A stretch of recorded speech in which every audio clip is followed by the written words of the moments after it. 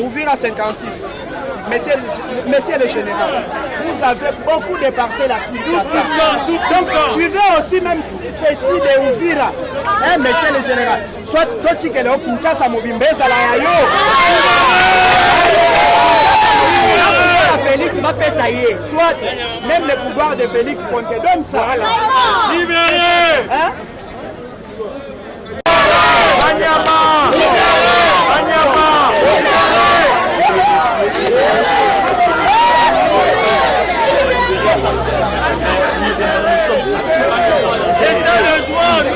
Nous ne savons pas si c'est sa personne qui est en train de contrôler le spectacle. Monsieur le général, c'est tout la scène de sa parcelle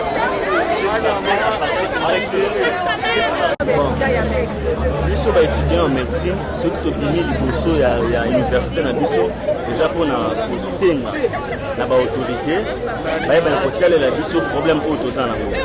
toza na parcelle na biso na niveau ya Gombe na venu Uvira 56 oyo recteur na biso monsieur Révérend Kim asomba na mbongo na ye mpona koconstruire mpona kotonga clinique na mpona faculté ya médecine mais ti sikoyo eloko esala biso mpasi eza que monsieur général Kanyama oyo aza toujours dans la détention ya parcelle wana pendant que jugement déjà esalema baprocès esalema monsieur Révérend Kim donc l'université egagna déjà procès aza na possession za na esika wana mpe agagné procès mais toujours comprendre te tina niveau oyo monsieur le général Kanyama azolika kokima na ndako wana te eloko esala biso mpasi c'est pour cela toza mobiliser biso particulièrement baétudiants en médecine avec nos amis de l'université baye kosoutenir biso po toyeba na kotalisa problème na biso epai ya bakonzi epai ya baautorité oyo bakoki kosaisir ye oyo bakoki kosala ke biso université toyeba kozwa parcelle oyo eza ya biso parce que déjà nyonso esalami justice mitekataka makambo justice ete etombolaka mboka déjà toganye ya justice normalement monsieur il faut quitter aza le tout puissant aza likolo ya mibeko te tosengi na bakonzi bayeba na korendre biso bayeba na kopesa biso parcelle oyo eza déjà ya biso eza ya monsieur Kanyama te baton eleki ebele soki otali bokomona on tozo considérer le quoi le tout puissant parce que jusque là aza likolo ya mibeko moto oyo déjà perdre procès comment ki ovanda susu na parcelle wana ti bamikolo nyonso ezoleka boye tosengi na bakonzi bayeba kokota makambo oyo bayeba korendre biso parcelle na biso mpo eza mpona construction ya clinique donc ekofacilite biso baétudiant médecine toyeba komettre en pratique oyo tozwaka na université soki azobloke yango donc azobloke mpe avancement ya connaissance na biso un individu akozala likolo ya mibeko te donc tosengi vraiment implication ya baautorité ya mboka mpona problème oyo merci eza oyo nazali na tokosenga mingi na mokonzi ya mboka eza mingi ya kosenga na mokonzi ya mboka eza te mais oyo eza important mpona biso oyo tokosenga na mokonzi ya mboka lelo eza kaka ke apesa autorisation si le président de la république mokonzi ya mboka lelo alobi liloba moko la justice ekosala yango asengela biso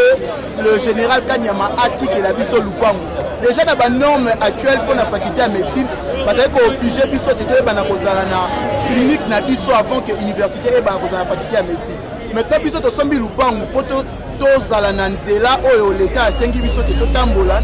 mais général Kanyama akangi lupango wana alingi kotika lupango te déjà recteur na biso aganyaki procès mais le général alingi toujours kotika lupango te yango wana tozali kosenga eloko moko kaka na mokonzi ya mboka apesa ordre na général Kanyama atika lupango soki général Kanyama atiki lupango université Révérend Kim tokozala na kimia biso particulièrement baétudiant ya faculté ya médecine tokozala na kimia parce que lupango na biso tokozwa yango et puis tokotonga clinique na biso non seulement soki toza na clinique te eza pasi pour que toya exercer parce que clinique na biso ni ekosalisa biso na bastage na makambo ebele tozali kosenga na président eloko kaka moko apesa ordre na général atika lupango na biso tozo réclamer lupango na biso oyo général Kanyama azwaki lupango wana ezelaki prévu basela biso laboratoire donc tout ce qui concerne la médecine et à notre surprise monsieur Kanyama a vu lupango na biso tozo réclamer monsieur le président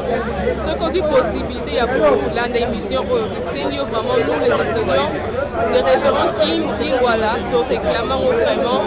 tozala côté na biso po nous question vraiment solution tozala posa na ozala biso état de droit c'est quoi parce que bato na biso mo tozala yango te en tout cas côté likambo na biso vraiment c'est vraiment sérieux et vraiment urgent la même parcelle na biso lupango ya institut na biso lupango ya université na biso lupango ya faculté na biso na Congo balobaki toza déjà na état de droit sirema tondimaki mokonzi ya mboka alobaki toza na état de droit maintenant jusque là toyebi te toza na état de droit ou bien toza na état ya dictature parce que toganyaki procès recteur na biso aganyaki procès ya lupango maintenant au lieu baremettre biso lupango ti lelo général Kanyama aza kaka na lupango wana nalingaki kana tuna na bakonzi ya mboka est-ce que état de droit ndenge tozomonela parcelle lupango na biso ya révérend. Est-ce que sirema tokoloba ke toza na état de droit ou bien toza na état de siège? Soki toza na état de siège, général Kanyama atikala kasi na lupango. Mais soki toza na état de droit, alongwa na lupango atikela biso lupango. Parce que toganyaki déjà procès. Soki toza na état de siège, aloba po état de siège eza na est. Mais awa toza na Kinshasa, toza na état de droit. Na sengi tosengi biso nyonso ensemble na ba collègues. Général Kanyama, toyebi oza le tout puissant, mais toyebi ke oza na temps, oza na pouvoir. Mais au-delà ya yo, Nzambe aza yeba. Tosengi na yo otikela biso lupango. Bino bato ya mibeko bolobi ke